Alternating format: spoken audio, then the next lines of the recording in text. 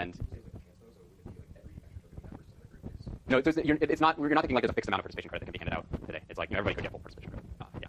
So okay, so just take like so just take 60 seconds to quickly discuss whether there's any group that would oppose the proposal where we essentially tax all the groups for all of their tokens and put in the public good and return.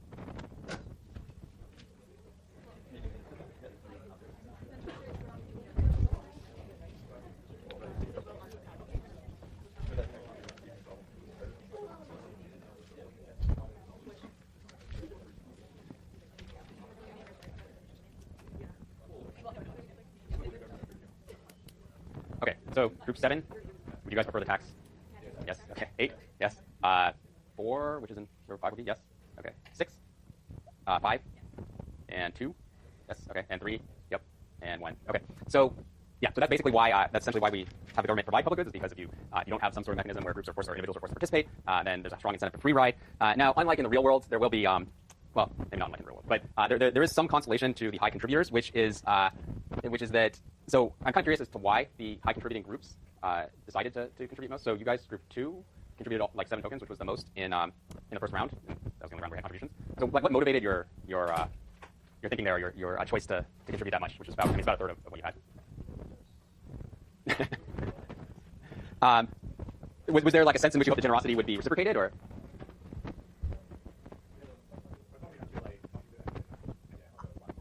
You thought you had to give away all 20 at the end? Yeah. So there's a learning element, which is part of why there's like 4 rounds, because if we did it, I think if we did it just in 1 round, well, so first of all, we did it in 1 round. So I guess ironically, if we did it in 1 round, I don't know whether people would end up better or worse off. Probably worse off, because basically in the last round, things really, I think, would unravel, and we don't get there. But I think if we were facing the last round, which if we decided 1 round would also be the first round, then the groups would really start to think about like, well, we should just free ride here, because there's not even, in the first round, you could be sort of setting a signal to other groups that maybe they should increase their contributions so that everybody will end up better off. But by the last round, there's not even a signal that can be sent because the game's going to be over. And so, suspect we did 1 round, then everything would, the contributions would be even lower. But that being said, I think there is also like a learning element, especially since we're not playing a practice version of the game or anything, and we don't have like 20 minutes to sort of discuss all the rules in great detail and answer every single question that people might have about it. So in multiple rounds, you are sort of able to potentially learn and then revise your strategy, which obviously you guys did. So so you actually get some participation credit just for the fact that you're like sharing your experience of why you ended up being the highest contributor. But I'm also, is there what was the next highest contributor was which one was it? Group 8, you guys. So what did you guys? So I noticed you contributed exactly 25% of what your tokens were. So was there sort of logic behind that, or? Right. Right. Right.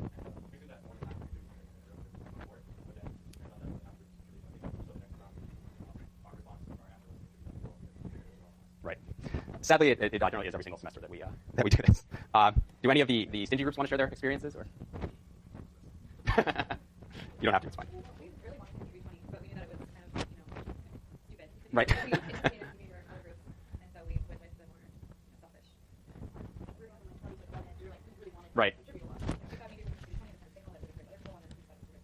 Yeah, so I think I do kind of wonder about essentially how strong the signal would have to get before you could get other groups to go in. Like if like 7 of the groups all contributed, max or something, and then probably like we have to get into a case where we're kind of manipulating those groups, and the like A group didn't realize it was part of an experiment where we're actually having the other groups, contribute everything rather than behave in the way they would normally behave. But is there sort of a point at which social norms would kick in, and or that group would sort of feel ashamed about itself, and then end up like contributing maybe not the max, but at least more than 0. Another question is whether or not economists are less likely to contribute in these sorts of games than like average people that you take off the street, and that does seem to be the case to some degree. So there's been like papers actually written about this, and so these are so some of these are sort of stylized facts, right? We're not necessarily saying that there's a causal relationship here in the sense that it's not necessarily the case that being an economics student like causes you to be, say, more stingy in these types of games. It may just be that people who are already predisposed to do that are more likely to select into economics as a field of study. But the stylized fact is that first-year economics grad students in these games, when they've looked at it, are much more likely to free ride than others. So the 2 authors basically ran a game with first-year grad students in econ programs and then students from other programs. And so the econ grad students would basically have a 20% contribution rate, which I guess is well, I wouldn't really make a direct comparison. So that's actually higher than the rate that we experience in this game, but I wouldn't make a direct comparison because the stakes could be different, the actual format of the game could be different, and so forth. But for the econ grad students, their contribution rate in that game was 20%, whereas for the other students, it was 49%. So they also asked in that study, they asked the students like ex post, what would have constituted a quote-unquote fair investment. And among the other students, 75% of them said that more than half would constitute a fair investment, and 25% said that all of the contributing all of your money or your tokens to the public good would contribute a fair investment. Among the economics grad students, 33% refused to even answer or gave an unquotable response. And the author said the meaning of fairness in this context was somewhat alien for this group. The rest said that little or nothing. The rest of the students, the economics grad students, said that little or nothing was fair. So it does appear that economists, certainly are less likely to contribute in this game. Now, how much of it is because they're sort of more savvy about playing it and/or may have sort of experienced it or played it before, versus they're not sort of as concerned about fairness is not entirely clear, but it's probably some combination of both of those things. There was another study, looking at a similar kind of game, again with economics students. So it's econ and business students now versus nursing students. And so here you can see actually what happens over time. So this is, I assume it's like a contribution rate on the y-axis there. But essentially you can see that for the nurses, so the nurses are the series that's on the upper, or that's higher here, and then the econ and business students are the ones that are lower. And over time, or this is the x-axis is like looking at the number of rounds that are being played. So you can see that there's many more rounds here, and it takes them a lot longer to convert. Again, I think it's probably like differences in the format of the game. But you can see that both of those groups are trending downwards. But the nurses seem to stabilize at a contribution rate of about 25, whereas the economics and business students start out lower and continue declining and end up stabilizing close to 0. So by the end of the game, they're pretty much giving nothing, whereas the nurses are still giving something. And then finally, to try to address the question of whether or not this is just sort of selection of who goes into economics versus like a causal effect of learning economics, there's a paper by Frank et al. I believe it's Robert Frank at Cornell. And so what they did is they looked at the results from this freshman honesty survey results, or this freshman honesty survey, and they asked them sort of a series of questions that would have some bearing on whether or not somebody was more likely to be honest in cases in which they had sort of an option to gain from dishonesty. So like one of the questions was whether or not an owner would report some sort of billing error that was in their favor, or actually that's whether or not, I think, so if you're in a transaction, essentially, whether or not you expect the other party to report the billing error if it's in their favor not to report it. So this is essentially, do you think other people are going to be honest with you? And then the second question is the same scenario, but now do you report the billing error if it's in your favor? So this is like, are you going to be honest with other people if it's in your self-interest not to be? And then the same thing here in questions 3 and 4 is basically question 3 is you happen to lose $100, the stranger finds it and knows it's from you, do they return it? So that's like, are other people going to be honest? And then are you going to be honest and return the stranger's $100 if they lose it? And so there's sort of 3 groups here. So the first group, which is microeconomics A, is a group of students it's surveying students who took a standard microecon course, and then microeconomics B is like surveying students who took like the same course number, but it was actually taught by a different professor, and it was sort of a non-standard course that was more about like, I think, history of economic thought and stuff rather than the typical types of things that we would learn in microeconomics. So the point of like A versus B was that in theory, like if students came in and didn't have a strong preference for one professor versus the other, you're getting the same group of students in the sense that they're both people in both courses are likely to be economics majors, but in one course there's sort of learning material that would make them sort of more likely to act in utility maximizing self-interested ways, and in the second course they're not. So this is trying to kind of address this selection bias problem that people who go into economics are presumably going to be different even before taking the courses than people who are in other fields of study. And so like the idea is if you compare A versus B here, you're identifying more the effect of the course material itself and less the sort of selection on who goes into economics versus who goes into a different field. And then the third series there, astronomy, is students who took the astronomy course instead, so they're not learning any economics and they're presumably different, at least on average, from people who go into the economics courses. And basically you can see that the astronomy students are always the most honest, so just the way that they coded the variable, like lower actually means more honest and then higher means less honest. And so the astronomy students are always the lowest, I guess except for here where there's a slight difference where the microecon B students are slightly lower. But in general they're the most honest. And furthermore, the microecon B students tend to be in some cases closer to the astronomy students. So I guess it's the cases where, so in question 1 and 3, they're pretty much identical to the astronomy students, right? So they have, what that's saying is that they have higher expectations of honesty amongst others than the than the microecon A students do, because this is whether the owner reports the billing error to you, and this is whether the stranger returns your lost $100.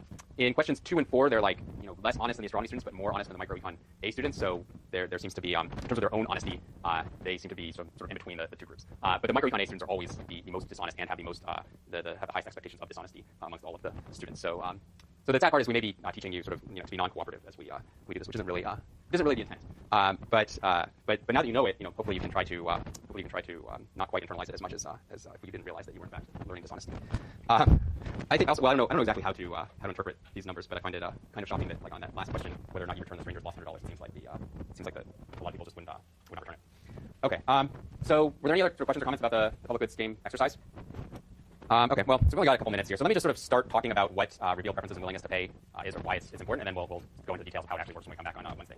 So the reason that it's important is that the valuation of environmental goods is really sort of a central question in the field of environmental economics. So in order to quantify whether or not externalities are important, we need to measure the value of the environmental good that's being affected. And typically, when we're thinking about measuring the value of a good, we like to look at market prices in order to determine the value, or at least the value of the marginal good that gets sold, right? And the idea is really simple. If the marginal consumer didn't value the good at the market price, then presumably she wouldn't have bought it. And if she does buy it, then we know she must have valued it at least that price. Now, it's a little bit incomplete. So market prices are a great sort of it's like a great place to start when you're doing valuation, but it doesn't quite tell the whole story, because remember if we like draw just a simple supply and demand graph up there, the supply curve, or the demand curve is downward sloping. So here we have price and here we have quantity, and the market should be in equilibrium here at like P star. So that's why I said it's if we look at the demand curve as like a marginal willingness to pay for each additional consumer who buys the good, you can get the value that the marginal consumer is placing on the good, but you can't necessarily get the value of somebody back here towards the y-axis, somebody who's like well to the left of where the two curves cross, just because that person is getting a lot of consumer surplus relative to the market price. So it doesn't tell the whole story, but you at least get like a good ballpark estimate, sort of where to start when thinking about the value that people place on these goods. Whereas with most public goods and most environmental goods, they're not traded in markets, so you don't even know sort of where to start when you think about valuing them, right? Like we don't have a market for clean air, and so to even sort of start talking about the total value of clean air in say the Bay Area, United States, or something like that, we need to come up with a different type of methodology to try to elicit or figure out people's willingness to pay for that public good. So that's what we're going to start talking about on Wednesday.